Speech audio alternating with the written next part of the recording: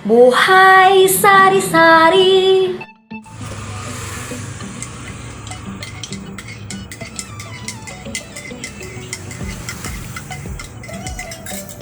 Kaya na po magkape.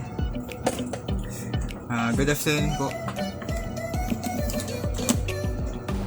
Bago na tayong bulog. Exit na yan. Yan. Gwapo na ulit. AP na lang ang pangit.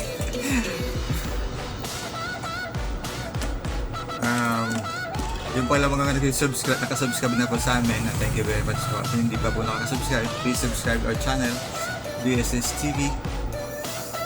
Buhay Sari-Sari BSS TV. Ngayon po, meron po sa akin nagpa-shout out. Tapos tingnan ko muna. I-shout out ko daw siya sa aking vlog. Tingnan mo na. Titignan ko pa yung pangalan niya dito sa... Kasi sabi niya daw, i-shout out ko daw siya. Medyo... Wala ko mayroong background. Tingnan mo muna ha. Antay, counting ang dalawa. Ito pa pala. Alam ko na. Ang kanyang pangalan ay Joshua James Boragay Milyares Vlog. Sa taga-Baratas daw po siya ng Urban. Thank you very much sa panonood ng ating mga video. Ngayon ko lang nabasa yung pasensya na. Saka yung, kasi naman nabasa ko naman, nakapaggawa na ako ng video, hindi ko naman naisingit. Pasensya na po. Pero sunod po, yung gusto po magpa-shoutout, no problem po. At comment na lang po kayo dun sa message box para mabasa ko. And then, i-shoutout ko din po kayo sa aking channel. O mayroon naman sa aking ilikod yung aking anak. Anyway po, ang topic po, gusto ko po ng topic ngayong hapon is about doon po sa, alin po mo sa maganda, yung binta o yung kita. Alin po doon sa dalawa mas maganda. Sa inyo po, ano sa palagay nyo? Binta or kita? Kasi, ngayon po doon naman ang magandang perspective doon. Kasi pag madami kang benta, di siyempre madami kang pera. Pero, di naman natin alam kung yung pag madami kang benta, madami ka rin yung kita. Diba? Kasi may-ari namang madami kang benta, kakunti naman yung market mo, kaya count ang kita mo. Diba? Ganun lang naman yan. Pero alam niyo bang, paminsan kinukumpara ko yung aking sarili dyan sa mga nag-baseball. Kasi meron kaming suki dito sa tindahan na araw-araw siya bumibili sa amin ng mga gagawin niya sa paggagawa ng baseball.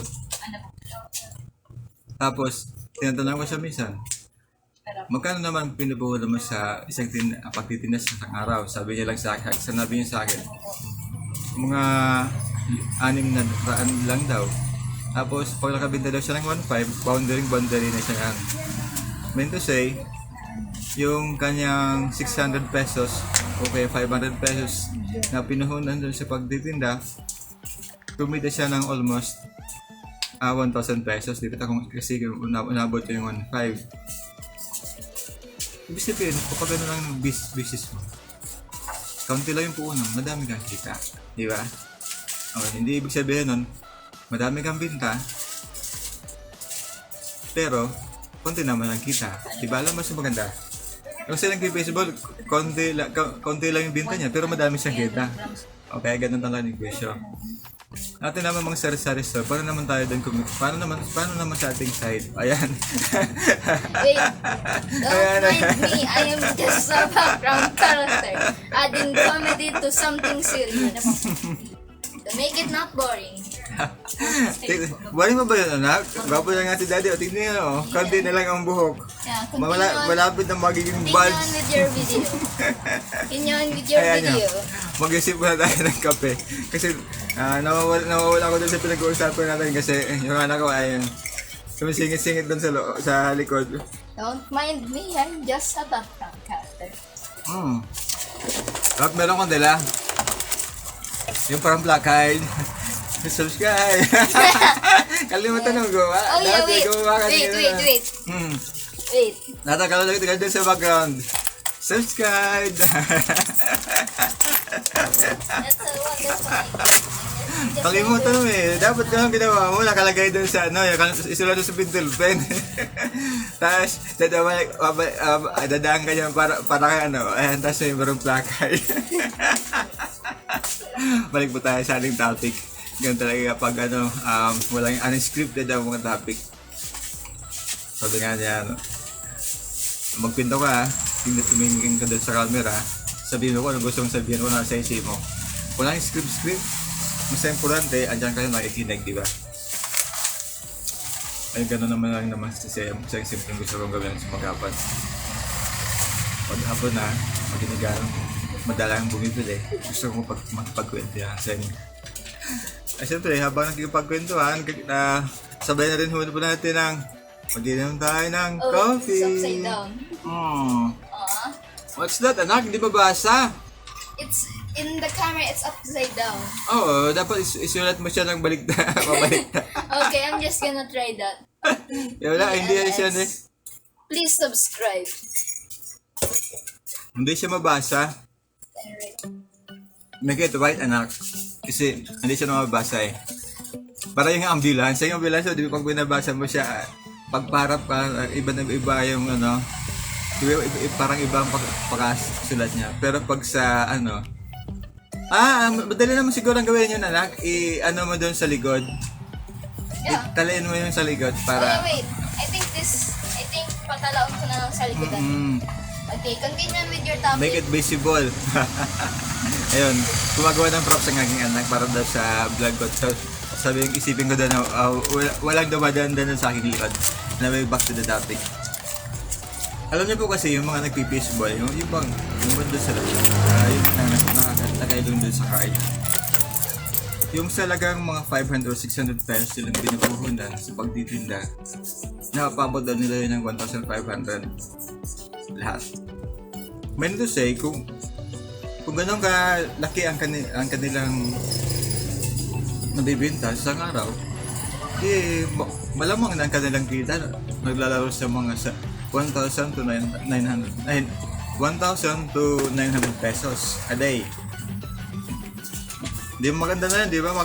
Malaking kita na po yun. Please sub, ano yun? Subscribe. May kulang. Di ba may... Sabagaw, please sub. Ayusin mo mga anak. Yung katatawanan tayo yung mga manonood. Actually, right then, bagayan. Shortcuts. Are you sure? Yeah. I don't Subscribe, know. sub. Check mo na kung tama. O, sipulit tayo ng kape. Pampaalis ng antok. Uminom ka lang kape kahit mainit ang panahon. Masarap magkape, di ba? Kahit na ano, pero kung gusto ko sa kape yung hindi gano'n siyang matamis. Saka gusto kong strong yung coffee para alive na alive. yun ang gusto kong lasa ng kape. Sabi guys, yung natural.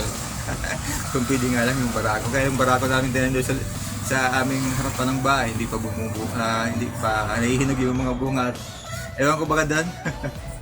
Parang hindi siya gano'ng mag-grow din. Pero anyway, back to the topic again. Ang daming You're getting sidetracked. Oo, nawawala na ako sa topic ko. Ang topic ko doon tungkol doon sa mga nagtitinda. Alam ba yung maganda? Mga fishbowl. Yung malaking binta o malaking kita. Ayan. Parang kwento ko lang po doon tungkol doon sa mga nagpipishball. Parang simple lang kanilang buhat. Parang hindi na parang dinidegrade pa ka ng iba. Ang sabi doon, ang iba naman, ang tawag nila sa mga nag-ice cream, magtitinang ice cream sa labas. Ang tawag nila, dirty ice cream. Sabi ko, paano agad naman kung dirty ice cream yan? Diba yung pag name tag sa isang product na yung pagkain ng masa gagawin ng dirty ice cream. Parang pangit, di ba? Para bang pag wala kang pangalan, ang tawag para ang pagtingin sa'yo dirty. Pero kapag may pangalan ka, ang tawag sa'yo social. pero isipin mo ba? Kahit na nga yung sabing yung nagtitinda ng mga ice cream sa labas. Sabihin natin, ang tawag sa kanila ay pinapababa pa yung third mark na dirty ice cream. Yung mga nagpi-baseball naman ng mga baseball vendor naman sa nagtitinda sa kalye. Sabi naman nila, ano ba yan? Na mayroon daw yung sakit. Sabi ko, ang mga bumibili naman dyan, lahat kalimitan yung mga masa. Alam nyo kasi sobrang pagtingin na marumi ang kanilang tinitinda. Sabi sa para bang naisip natin na parang, ewan ko ba, para lumalayo tayo sa ordinaryong tao. At syempre, hindi naman sila magtitinda ng kasama ng ibang tao, diba? Kasi kung yung bibili ng kanilang pagkain, kanilang tinitinda, ay kasasama ng ibang tao, sino pa bibili sa kanila? Kaya lang pangit naman yung binibigyan natin ng trademark na pangalan. Kasi para bang nilagay natin yung tag, di ba yung tagging?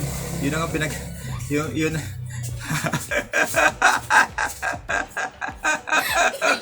What's that commercial? Is that commercial? I don't know if it's not a commercial. I don't think so, anak. Pag 11 minutes na yung na-record ko tapos wala man lang laman. Ewan ko ba? Okay. Don't mind me. I'm just gonna do my Alam mo own kasi, thing in the background. ganito ang nangyayari kapag ang anak ko ay bakasyon na. Sabi ko nga, tapusin niya ng kanyang module para kako. Pagdating ng pasukan ay sabi nga yan, relax ka na, hindi na kakagano. Kasi ng mga nakaraang araw, ang ginagawa last minute kaya gumagawa ng module niya a day before, kaya ang kanyang mata ay lumulubog na sa sobrang puyat kasi yung tulog wala mong galang na daw. My eyesight has been like this for several years. Naglubog na since Halloween na Coffee break again. My eyes was like this since grade 1. Doon mo na stop sa Jan Listock. Wala pa tayong Jan Listock, just a minute. Ako pa yan We nagtatalk have a ngayon. special, don't worry, we're gonna have a special cameo between the business talk and John Listock. Oo. It's possible. Not yet, When my topic I'm not yet done. And my topic is the same. Okay, continue on with your episode. This is my funniest video recording today because my child is always hiding inside of me and doing unpleasant. I don't know what do you call that. Anyway, that's life. That's buhay sari-sari. Kaya nga buhay sari-sari kasi. Wait, you didn't really finish your topic. Not yet because Yes, don't end your episode yet. We're still not done with your topic. Keep rambling about business and stuff. Shut up my son. Ano ba yan? Sinisira mo naman ang ano ko Anyway, ayan yun na po siya kasi naman, alam mo kasi yung aking kahit nag-iisa lang po siya, pero ang katapat naman niya mga 10 bata. My only son. Pero ang kaganda, balik tayo sa topic, ang dami nilang vlogging. Ang kaganda naman kasi doon sa mga maliit natin yun, yung mga vendors. Kumbaga, sabi ko nga, nadidegrade sila ng ibang tao, ng ibang nag-negosyo kasi isip nila madami daw yun. Kasi sa intermark pa lang, tawag nga yan, pag ice cream, delivery ice cream. Ay, yung mga nagbibisit na naman ng mga fishball, yung mga kanin sa kalye, iniisip naman nila, madumi. Pero sabi nga yan, kung meron mang pasiran dyan, walang iba, kundi sila mauna kasi sila kumakain palagi, di ba? Hindi naman yung mukhang bumibili. Kasi yung mga bumibili naman, that's that another airplane. Airplane again! Oh my God. Keep on the episode. Don't bother You ruined my me. episode, Donak. Don't you What know do that? you mean? I just put comedy into it. And then, back to the topic again. I will say back to the topic. I always cutting my topic. Don't mind me while I'm Okay. just doing my thing in the background. Anyway, ang siya naman doon, siyempre natapos natin tungkol doon siya na. Sana po yung iba naman, yung ibang malaking negosyo dyan. Huwag naman sana yung lalagyan ng Kasi sa news, pag narinig mo siya, ang tawag sa kanila, dirty ice cream. Parang palagi sinasabi. talagang pinagdidiinan. Pero pag yung bang nakalagay sa freezer, walang nakalagay yung dirty ice cream, tawag doon nila. Ang tawag nila doon ay selecta. Wow, so shit. Yan ang pagkakaiba, di ba? Yung may pangalan at walang pangalan. Pag walang pangalan ay dirty. At kapag may pangalan ay selecta yun. Pero para sila naman yung ice cream, di ba? Pangalawa po,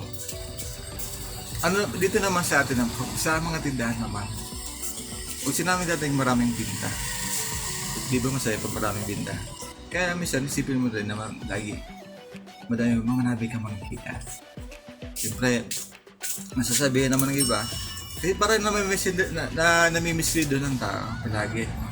Kasi ang sinasabi nila, maganda daw pag maraming binta. Pero dami sinasabi, kung madami ba silang kita doon.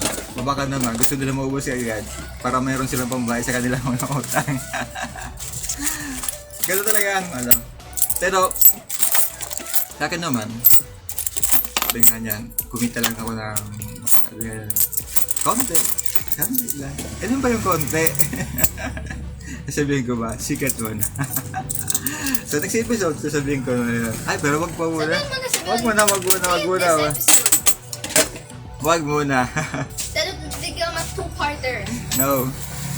No, kasi pag nag-declare ka na yung kita, malamang nahabulin ka na ni BIR for sure. Nahirap na. Just, pero, ano ba yan?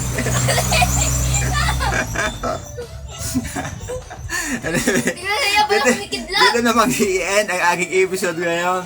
Malapit na ang araw ng Pasko. At abangan niyo po ang aming mga susunod pang gagawin mga vlog. Thank you! At kung hindi pa po nakapag-subscribe sa aming channel, please don't forget to hit the button below. Buhay Sari-Sari Business TV! Good afternoon to everyone! Bye-bye! Like, share, comment, subscribe.